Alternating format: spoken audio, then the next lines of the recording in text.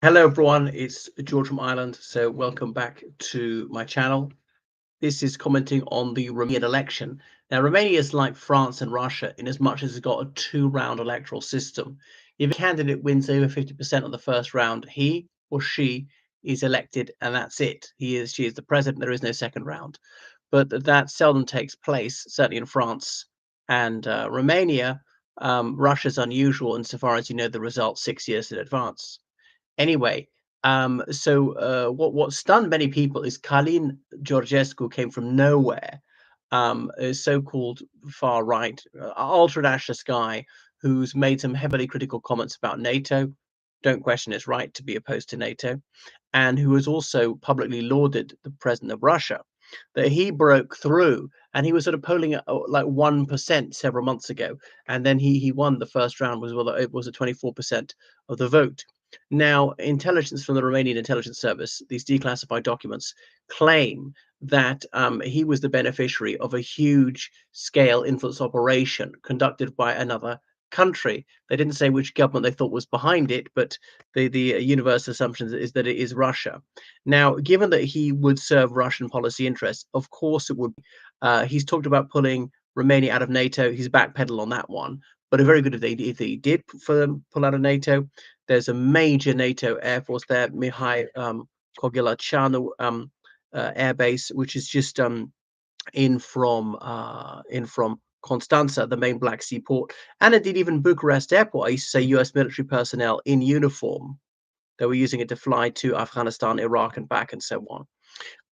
So if you were to pull out of NATO, if you were to maybe say, we're saying NATO, but we're like closing the base, or we're not going to spend so much on this, or not take Ukrainian refugees, or not train the Ukrainian military, any of that would play into Russia's hands. If it could at least cause friction amongst NATO, that would be good news for Russia. Remember, Romania is also a member of the European Union since 2007. So the Prime Minister is Marcel Ciolacu, and he said that the Supreme Court, them striking down the result of the election was the right thing to do. This nullification of the electoral result is unprecedented. And the declassification of the documents has led the public to see why this is. That is, of course, assuming that the Romanian intelligence service is correct, or partly that they believe this to be true, and indeed there's not deliberately lying. They could know it to be false and saying it. They could believe it to be true and still be saying it. Yeah, it wouldn't surprise me at all. We know Russia's done this kind of thing again and again. So the present moment, Klaus Johannes, he has to step down. But he said might have to stay on for a bit longer till this election is sorted out. He's from the indigenous ethnic minority of Germans, Klaus Johannes. There's that. Was it? CBU is the most ethnically German place in Romania. There only is like 3% of the population. Till the 90s, they were much higher, like so 7%. You go back for the Second World War, it'd be higher than that, you know, like 12% or something. But obviously lots of them left over the 20th century. They're whatever those I can't remember what they used to call them, Saxons, who came from Saxony, Germany, many centuries ago, created German cultural spaces. I knew an old man from Bistrica, or Brischwitz, is it auf Deutsch? Because of course Transylvania, that's northwest Romania, was part of the Austrian Empire for centuries. They used to look to Vienna, not Berlin, even in the early 20th century, as the center of their world. An old man, he'd be my goodness, he'd be 98 if he's still alive. And growing up in Romania, so but there's no doubt in his mind whatsoever he was not Romanian, he was German. And so we go on. So and that's it. Okay. So they vote on a Sunday, and then the second round will be held. Well, they're going to have to do the first round again. So Elena Lasconi of the Save Romanian Union, she came in second, and Ciolacu, the current prime minister, he was from the Social Democrats, which has been one of the major parties in Romania since the end of communism, and he came third. Okay. Now, of course, Georgescu saying this is an establishment stitch up. They are traducing him. They're just doing it because they cannot stand a dissident breaking through. Of course, Russia has said it's got nothing to do with it whatsoever. Anyway, so they vote on a Sunday on the basis most people don't work and it's easier to go and vote there. So anyway, so Lasconi has said this is wrong what they're doing. We'll see what's going to happen. So remember, Romania is strategically important position. It's actually quite large in area, 240,000 square kilometers, almost as big as the United Kingdom in area, but only 19 million people and falling because there's mass emigration. Half the young people leave the country, and I really mean half, go to Western countries because obviously they're European citizens. They can earn more money. And when I first visited Romania almost 20 years ago, there was a huge wealth gap between Romania and Western Europe, but it's closing. They've received a lot of European Union money.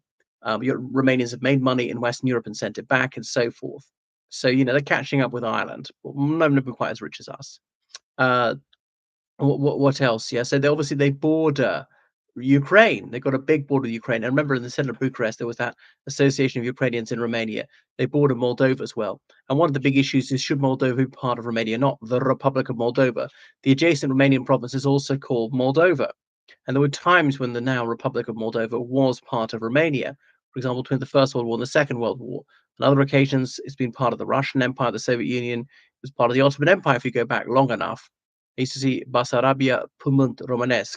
Bessarabia is Romanian soil. Bessarabia is another word for the current Republic of Moldova, which has got Romanian as its official language. They give Romanian citizenship to all Moldovans. Some of them want to live in Romania, and some of them just will then want to move to Western European countries because then they're European citizens if they're Romanian citizens. So we shall see how it's going to transpire. And there are tens of thousands of Ukrainian citizens in Romania. But yeah, Romania is obviously not that wealthy, can't easily cope. Most of them want to go further west where life is better for them. We'll see what's going to happen. But TikTok is very popular in Romania, and a lot of Călin Georgescu videos went viral.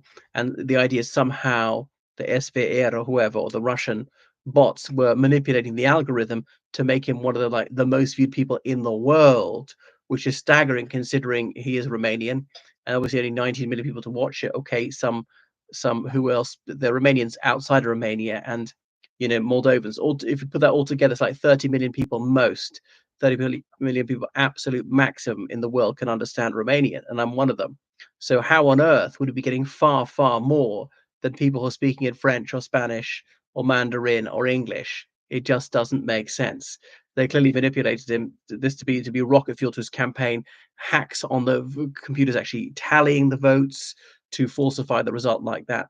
Now, even if Georgescu doesn't get through, isn't elected, Russia has achieved some success, as in they've undermined public trust in the system. There's less confidence in Romanian democracy. Georgescu loses, some of his supporters won't accept that, say that he was robbed, that just because he's not a toady, that the deep state screwed him over in the election.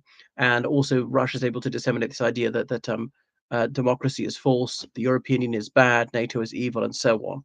And there's not that much sympathy for Russia in Romania, but a lot of the Romanians is saying it's not our problem. We need this money for ourselves, and so on. Right. Thank you so much for watching my channel. Make sure you subscribe on Patreon, donate PayPal, georgecallahan79@gmail.com. Goodbye.